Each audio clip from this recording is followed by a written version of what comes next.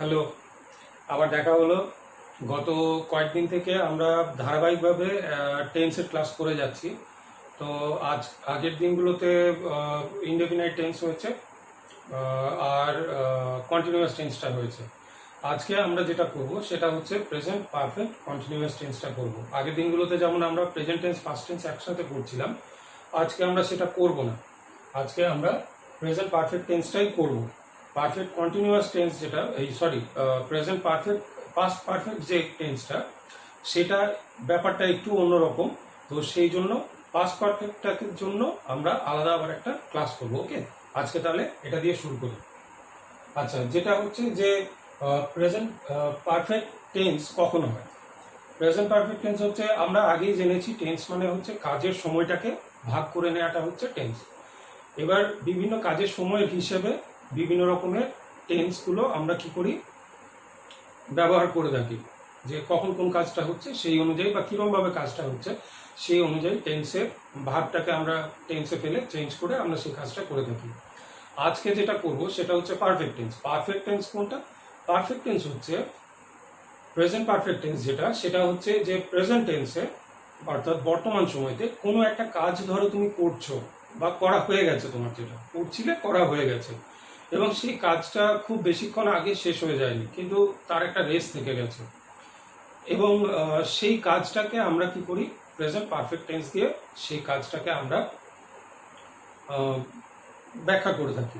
ওকে, তো এবার যেটা হচ্ছে যে সেই কাজটা যে একটু আগে শেষ হয়েছে এরকমটা নাও হতে পারে সবসময়। হয়তো আজকের দিনটা যেটা, সেই আজকের দিনের মধ্যে আমরা এই কাজটাকে সম্পাদন করে ফেলেছি, এবং কাজটা যে রেসটা, সেই রেসটা এখনো কিছুটা হয়তো থেকে গেছে, কিছুটা পরিমাণ থেকে গেছে, এরকমটা যখন আমরা বোঝাবো তখন সেটা হচ্ছে প্রেজেন্ট পারফেক্ট টেন্স। ওকে, তো প্রত্যেকটা টেন্সের মতো এই টেন্সটারও একটা আছে, গঠন আছে, সেন্টেন্সের একটা প্যাটার্ন আছে। তো সেই সেন্টেন্সের প্যাটার্নটা আমরা এবার এখানে আগে দেখে নিই, তারপরে আস্তে আস্তে বুঝে নেব।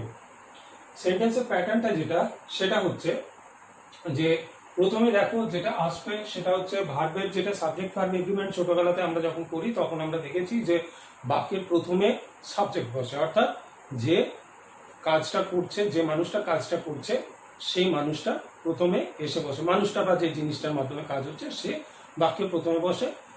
ব্যতিক্রম অবশ্যই আছে, যদি কোয়েশ্চেন হয় বসবে না, কোয়েশ্চেন হলে আলাদা রকমভাবে তো ফরমেশন হবে, কিন্তু নর্মালি সাবজেক্ট আমাদের প্রথমে বসে, তারপরে ভার্ব আসে। তো প্রথমে দেখো আমরা যেটা করেছি সেটা হচ্ছে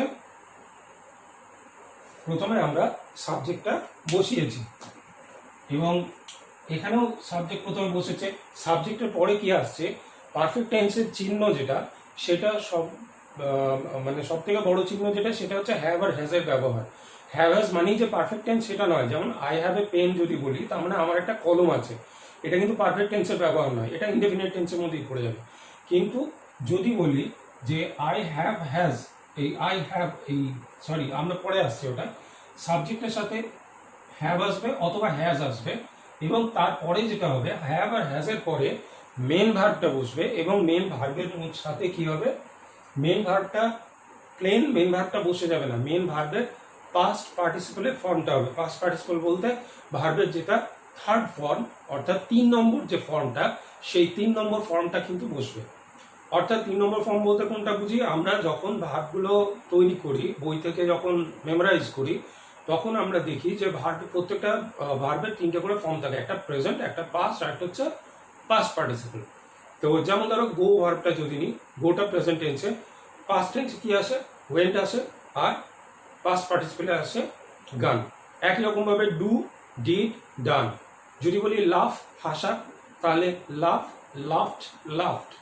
এরকমভাবে আমরা ভার্বের 3টে ভাগ করে নিই, পাস্ট, প্রেজেন্ট এবং পাস্ট পার্টিসিপল। এবার এই যে পাস্ট পার্টিসিপল, এই পাস্ট পার্টিসিপলটা কখন বসছে, হ্যাভ বা হ্যাজের পরে পাস্ট পার্টিসিপলটা আমাদেরকে বসাতে হবে। এই সেন্টেন্সে এটাই প্যাটার্ন। প্রথমে সাবজেক্ট, সাবজেক্টের পরে হ্যাভ বা হ্যাজ, তারপরে পাস্ট পার্টিসিপল, ভার্বের মেইন ভার্ব যেটা দিয়ে কাজটা বোঝাচ্ছে, সেই ভার্বের পাস্ট পার্টিসিপলটা তারপরে হ্যাভ বা হ্যাজের পরে আমাদের বসাতে হবে। ওকে, এইবার যেটা সেটা হচ্ছে যে হ্যাভ আর হ্যাজ, এখানে দেখো অবলিক দেওয়া আছে, অর্থাৎ হয় হ্যাভ বসবে নয় হ্যাজ বসবে। তাহলে কোথায় হ্যাভ বসে কোথায় হ্যাজ বসে ছোটবেলা থেকে আমরা অনেক চর্চা করেছি এটা, তাও আরেকবার আমি বলে দিচ্ছি। সেটা হচ্ছে যে যখন সিঙ্গুলার নাম্বার কোনো সাবজেক্ট হয়, অর্থাৎ কর্তা বা সাবজেক্ট যদি সিঙ্গুলার নাম্বার হয়, এক বচন হয়, তাহলে তারপরে নর্মালি আমরা হ্যাজ বসাই। কর্তা বা সাবজেক্ট যদি প্লুরাল নাম্বার হয়, তাহলে পরে তারপরে আমরা কি করি, হ্যাভ বসাই, অর্থাৎ বহু বচন হলে হ্যাভ বসাই। মানে দ্য বয় যদি হয় তাহলে হ্যাজ হবে, দ্য বয়েজ যদি হয় তাহলে হ্যাভ হবে। ওকে, আচ্ছা, এইবার এর একটা ছোট ব্যতিক্রম আছে। ব্যতিক্রমটা কিরকম, সেটা হচ্ছে যে আই অর্থাৎ আমি, ফার্স্ট পার্সন সিঙ্গুলার নাম্বারে যেটা বসছে সেটা হচ্ছে আই। আমি যদি কোথাও বসে তাহলে পরে আমি পরে বা আয়ের পরে সেখানে কিন্তু সবসময়তে হ্যাভ বসবে। আরেকটা আছে সেকেন্ড পার্সনে ইউ। ইউ যখন বসে, ইউটা পরে ইউ যদি প্লুরালও ব্যবহার করি আমরা, তোমরা জানো, আবার ইউটাকে সিঙ্গুলার নাম্বার হিসাবেও আমরা ব্যবহার করে থাকি। তো তাহলে সিঙ্গুলার অথবা প্লুরাল যাই ব্যবহার করি, ইউ এর পরে সবসময় হ্যাভ বসবে, আয়ের পরে সবসময় হ্যাভ বসবে, এই হ্যাভ বসবে। যেমন ইনডেফিনিট টেন্সে আয়ের পরে সবসময়তেই কি বসে, অ্যাম বসে, ইউ এর পরে সবসময়তেই আর বসে। তাতে ইউটা সিঙ্গুলার নাম্বার হলেও কিছু এসে যায় না। ঠিক একই রকমভাবে এখানেও ইউ যদি সিঙ্গুলার নাম্বারে হয়ে যায়, কিছু এসে যায় না, ইউ এর পরে হ্যাভ বসবে। ওকে, উদাহরণ নেওয়া যায়। উদাহরণ দেখো, মাই friend has given me a book. My friend, এখানে মাই ফ্রেন্ড হচ্ছে সাবজেক্ট, এরপরে বলা হচ্ছে হ্যাভ বা হ্যাজ বসবে। মাই ফ্রেন্ডটা কি, মাই ফ্রেন্ডটা হচ্ছে থার্ড পার্সন সিঙ্গুলার নাম্বার, তাই তো? থার্ড পার্সন সিঙ্গুলার নাম্বারের পরে কি বসে, অর্থাৎ এক বচন শব্দের পরে কি বসে বলেছিলাম, হ্যাজ বসে, সেই জন্য এখানে হ্যাজ বসেছে। এরপরে কি বলেছিলাম, হ্যাভ বা হ্যাজ এর পরে কোনটা বসবে, past participle of the main verb. তো মেইন ভার্ব বা মূল যে ক্রিয়াটা আছে সেই ক্রিয়াটা পাস্ট পার্টিসিপলের রূপটা বসবে। দেখো গিভেন বসেছে, গিভেন কার পাস্ট পার্টিসিপল, গিভ এর past participle, give, gave, given. Okay, তাহলে my friend has given me a book, আমার বন্ধু আমাকে একটা বই দিয়েছে। তাহলে বই দেওয়ার কাজটা সম্পাদন হয়েছে কিছুক্ষণ আগে, এই বই দেওয়ার কাজটা হয়েছে, বা আজকের মধ্যে এই বই দেওয়ার কাজটা সে করে ফেলেছে, অতএব এটা পাস্ট পার্টিসিপল। আরেকটা নাও, the hunter, subject, the hunter singular number, একটা শিকারীকে বোঝাচ্ছে, has killed the tiger. Has singular number বলে হ্যাজ, কিল্ড কেন, কিল এর পাস্ট টেন্স হচ্ছে কিল্ড, আর কিলের পাস্ট পার্টিসিপল হচ্ছে কিল্ড। তাহলে কিল, কিল্ড, কিল্ড, সেই পাস্ট পার্টিসিপল ফর্মটা হ্যাজের পরে আমরা বসিয়েছি, কিল্ড দ্য টাইগার, অর্থাৎ শিকারী একটা বাঘ মেরেছে। আরেকটা নাম, you have seen the picture. আগেই বললাম ইউ এর পরে সবসময় হ্যাভ বসবে। ইউ, তুমি, হ্যাভ, হ্যাভ এর পরে দেখো সিন, সিন মানে সি স সিন, অর্থাৎ থার্ড ফর্মটা কি ছিল, সিন। তাহলে হ্যাভ এর পরে সিন দ্য পিকচার, তুমি ছবিটা দেখেছো, অর্থাৎ ছবি দেখা কাজটা সম্পাদন করেছো, কিছুক্ষণ আগে সম্পাদন হয়েছে বা করা হয়ে গেছে। তো এইটা গেল প্রেজেন্ট পারফেক্ট টেন্স তৈরি করবার পদ্ধতিটা, মানে সাধারণভাবে যেটা আমরা তৈরি করে থাকি। এইবার মানে সব থেকে সহজ সরলভাবে এটাই হয়।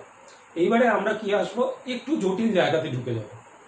একটু জটিল জায়গাতে বলতে সেখানে হচ্ছে যে ধরো এর একটা ব্যতিক্রম আছে, এগুলোর একটা ব্যতিক্রমও হয়। ব্যতিক্রমটা কিরকম, এখানে যখন কোনো কাজ আমরা বলছি, সেই কাজটা কি বলছি, কিছুক্ষণ আগে শেষ হয়েছে বা কিছু সময় আগে শেষ হয়েছে, এরকম বোঝাতে গেলে পরে আমরা বলেছি পাস্ট পারফেক্ট টেন্স বসবে। কিন্তু যদি পাস্ট পারফেক্ট টেন্সে কয়েকটা জিনিসের উল্লেখ থাকে, যেমন হচ্ছে ডে মানে দিন, ডেট অর্থাৎ ডেট মানে হচ্ছে তারিখ, আরেকটা হচ্ছে টাইম বা সময়, অর্থাৎ দিন বা তারিখ বা সময়, এই তিনটে জিনিস যদি উল্লেখ থাকে, তাহলে পাস্ট পারফেক্টে যেটাকে করা যেত সেটাকে প্রেজেন্ট পারফেক্টে যেটাকে করা যেত সেটাকে আমরা প্রেজেন্ট পারফেক্টে করব না, অর্থাৎ করা যাবে না। সেটাকে কি করতে হবে, পাস্ট ইনডেফিনাইট টেন্সে সেটাকে ব্যবহার করতে হবে। যেমন হি ওয়েন্ট হোম ইয়েস্টারডে, সে গতকাল বাড়ি গেছে, অর্থাৎ গতকালকে বাড়ি যাওয়া কাজটা সে করেছে, এটা খুব পুরনো একটা অতীত নয়, ঠিক আছে। যদি মানে সে গতকাল শব্দটা যদি না থাকতো, অর্থাৎ ইয়েস্টারডে যদি না থাকতো, তাহলে আমাদের কি বলতে হতো, হি হ্যাড গান হোম, হি হ্যাড গান হোম, এইটা হতো আমাদের পাস্ট পারফেক্টে হতো।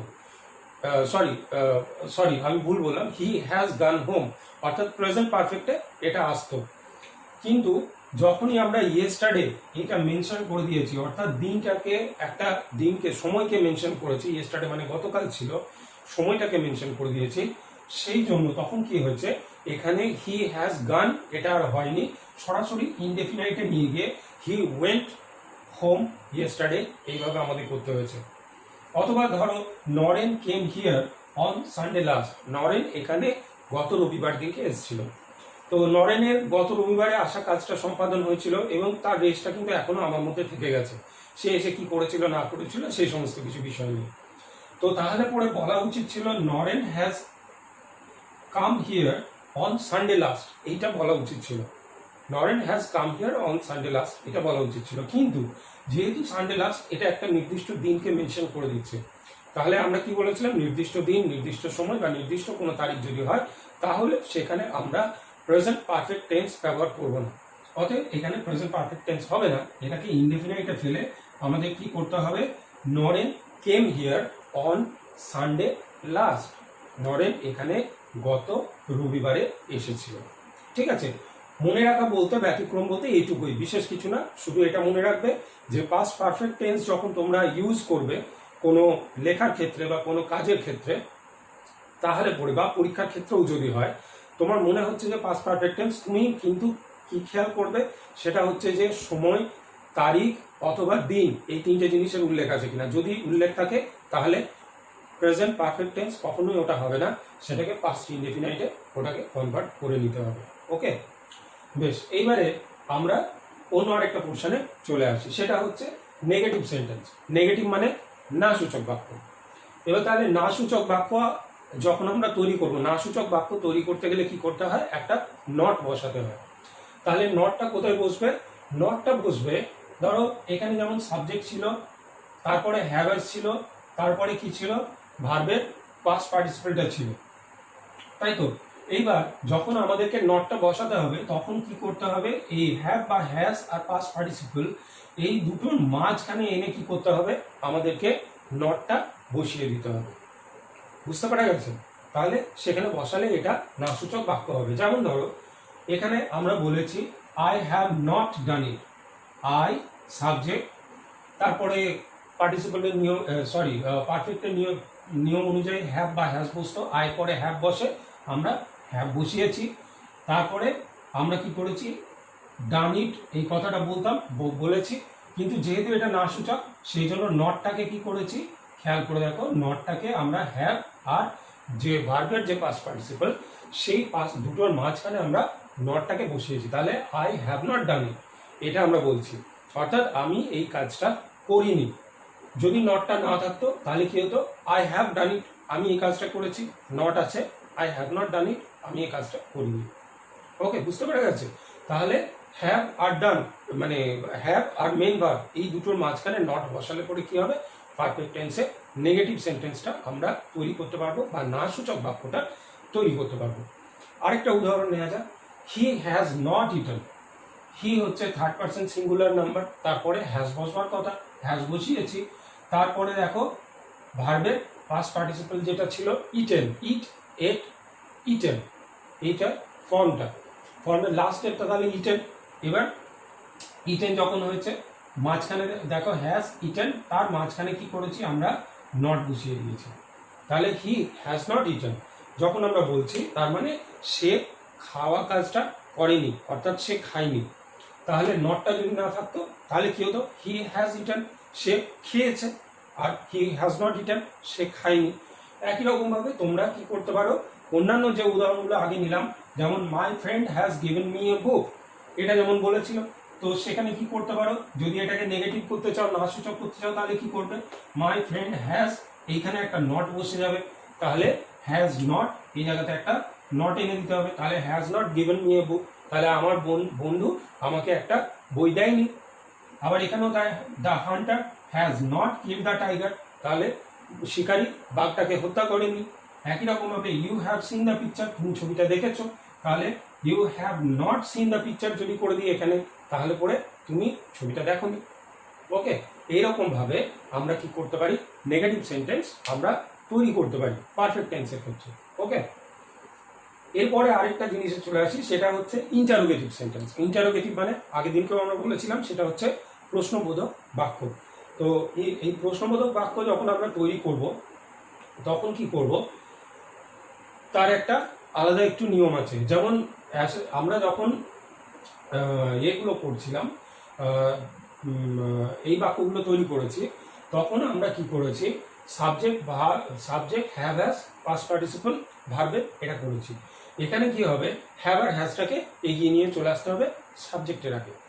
ওকে, অর্থাৎ হ্যাভ আর হ্যাজটা এখানে যেটা ছিল, এইটাকে সাবজেক্টের আগে যখন আমরা নিয়ে আসবো, তখন আমরা কি করব, প্রশ্ন তৈরি করে দেবো। দেখো এখানে আমরা করেছি প্রথমে হ্যাভ অথবা হ্যাজ, তারপরে সাবজেক্ট, তারপরে ভার্বের পাস্ট পার্টিসিপল যেমন ছিল সেরকমই আছে। তাহলে ফর্মটা কোথায় চেঞ্জ হচ্ছে, হ্যাভ সাবজেক্ট ছিল, সাবজেক্টের পরে হ্যাজআপ ছিল, হ্যাজআপটাকে সাবজেক্টের আগে নিয়ে চলে এলাম, তাহলে আমার কি তৈরি হলো, প্রশ্ন তৈরি হয়ে গেল। এবং লাস্টে একটা কোয়েশ্চেন মার্ক দিতে হবে, জিজ্ঞাসা চিহ্ন দিতে হবে। ওকে, উদাহরণ হিসাবে দেখো, হ্যাভ ইউ ইটেন, তুমি কি খেয়েছো। ওকে, দেখো হ্যাভ প্রথমে, তারপরে সাবজেক্ট, তারপর ভার্বের পাস্ট পার্টিসিপলের ফর্মটা বসেছে। এইটাই যদি প্রশ্ন না থাকতো, এটাই যদি আমরা বিবৃতিমূলক বাক্য বা অ্যাসার্টিভ সেন্টেন্সে যদি আমরা করতাম, ঠিক আছে, অ্যাসার্টিভ সেন্টেন্স করলে পরে তখন কি হতো, ইউ হ্যাভ ইটেন, তুমি খেয়েছো। কিন্তু তুমি কি খেয়েছো, হ্যাভ ইউ ইটেন, এরকম ভাবে আসবে।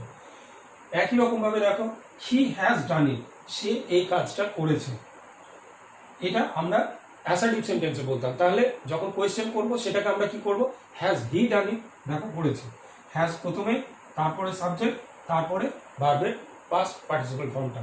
তাহলে হ্যাজ হি ডান ইট, সে কি কাজটা করেছে। যদি বলতাম হি হ্যাজ ডান ইট, তাহলে সে কাজটা করেছে। আরেকটা দেখে নাও, হ্যাভ উই সিন, উই সাবজেক্টটা হচ্ছে বহুবচন, এবং বহুবচনের ক্ষেত্রে কি হয়, হ্যাভ আই বসেছি, বলেছি। তাহলে সাবজেক্টের আগে আমরা কি করেছি, হ্যাভ এনেছি, উই এসছে, সিন পাস্ট পার্টিসিপল, সি এর পাস্ট পার্টিসিপল সিন, অতএব সিন এখানে বসিয়েছি। তাহলে হ্যাভ উই সিন, আমরা কি দেখেছি। আর যদি এটা অ্যাসার্টিভ সেন্টেন্সে আমাদের থাকতো, তাহলে আমরা কি করতাম, প্রশ্ন যদি এটা না করতাম, উই হ্যাভ সিন, এরকমভাবে আমাদের করতে হতো।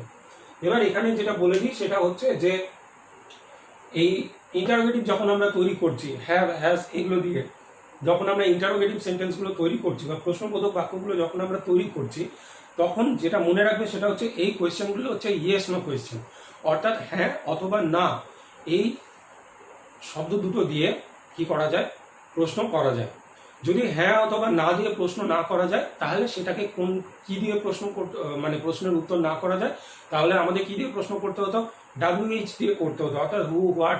যেমন হোয়াট ইজ ইউর নেম, তোমার নাম কি। তুমি বলতে পারো না যে হ্যাঁ, মানে তোমার নাম যদি হ্যাঁ হয় আলাদা কথা, কিন্তু তুমি কখনোই বলতে পারো না যে ইয়েস, এটা বলতে পারো না। তুমি তোমার নামটা তখন বলবে, ঠিক আছে।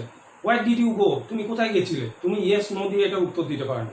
তো তাহলে পরে হ্যাভ হ্যাজ দিয়ে যখন আমরা কোয়েশ্চেন করছি, খেয়াল করে দেখো, এটা তুমি কিন্তু হ্যাঁ বা না দিয়ে উত্তর দিতে পারো। হ্যাভ ইউ ইটেন, তুমি কি খেয়েছো, উত্তর হ্যাঁ অথবা না।